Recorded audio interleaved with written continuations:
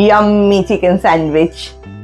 রবিবারের সকালে এরকম একটা চিকেন স্যান্ডউইচ থাকলে আর কি দরকার বলুন। আজ সানডে, সকাল সকাল একটু সময় পেয়েছি, পরে একটু বেরোবো যদিও, তো ভাবলাম যে আপনাদের সাথে আজকে মেয়ের ব্রেকফাস্টে শেয়ার করি। এই যে নিয়ে নিয়েছি 2 পিস ব্রাউন ব্রেড। আমি এর সাইডস গুলো কেটে দেবো একটু। আমরা খেলে কাটি না, কিন্তু মেয়ের আবার এটা কেটে দিলে বেশি পছন্দ হয় আর কি। এই যে এগুলো আমি ফেলেই দেবো, কিন্তু মা কিন্তু এগুলোকেও কিছু না কিছু বানিয়ে থাকে।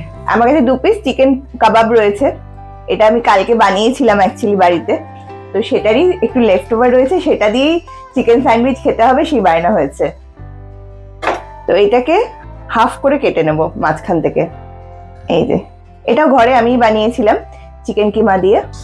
প্রথমে একটু বাটার লাগিয়ে নেব, জাস্ট একটু, বেশি না, নিয়েছি অনেকটা, এটা দিয়েই হয়ে যাবে চারদিক।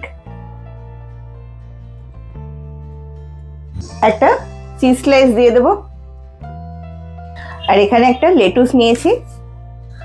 এতটা লেটুস দেবো না, খাবে না, খেতে চাইবে না, কেটে নিই। এই যে এটার উপরে লেটুসটা দিয়ে দেবো, তার উপরে একটুখানি মেয়োনিজ দেবো। এই স্লাইসটার উপরে আমি একটু ইতালিয়ান সিজনিং দিয়ে দিচ্ছি, আর একটু পেরি পেরি মশলা। এটা আমার মেয়ে খেতে খুব ভালোবাসে, দুটোর উপরেই দিয়ে দিচ্ছি অল্প করে। সামান্য একটু পিঙ্ক সল্ট। কাবাবটা আমি একটু গরম করে নিয়ে এসেছি, এই কাবাবটা দিয়ে দিলাম। ব্যাস, এবার এটা আটকে দেব। এগুলো ভেতরে দিয়ে দিই, ওপর থেকে দিয়ে দেবো মাখন।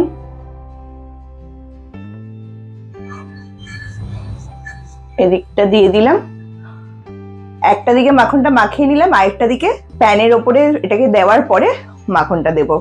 আমি প্যানটা আগে থেকেই গরম করে নিয়েছি, এবার বাটারের দিকটা নিচে দিয়ে বসিয়ে দেব,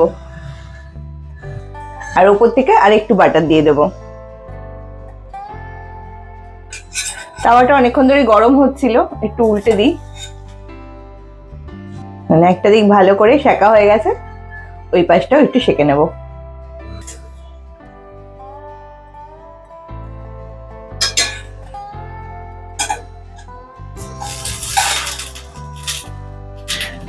ব্যাস হয়ে গেছে, এটাকে তুলে নেবো। এবার এটা দিই,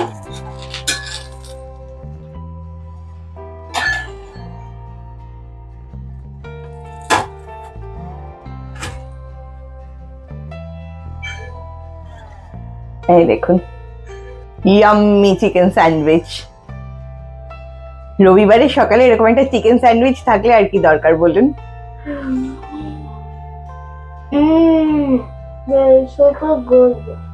সুপার গুড। যাও। ব্রেকফাস্ট, এই ছিল আমার মেয়ের আজকের ব্রেকফাস্ট। যদিও আমি এই ব্রেকফাস্টটা করছি না, কারণ আমাদের লাঞ্চে একটা ইনভিটেশন রয়েছে, এখন খেয়ে বেরিয়ে যাব, তো আমি হালকাই কিছু খাবো, হয়তো একটা এমনি ব্রেড টোস্ট খাবো। তো এই হলো ব্রেকফাস্ট। চলুন আবার কখনো সময় পেলে আবার একটা রেসিপি শেয়ার করবো।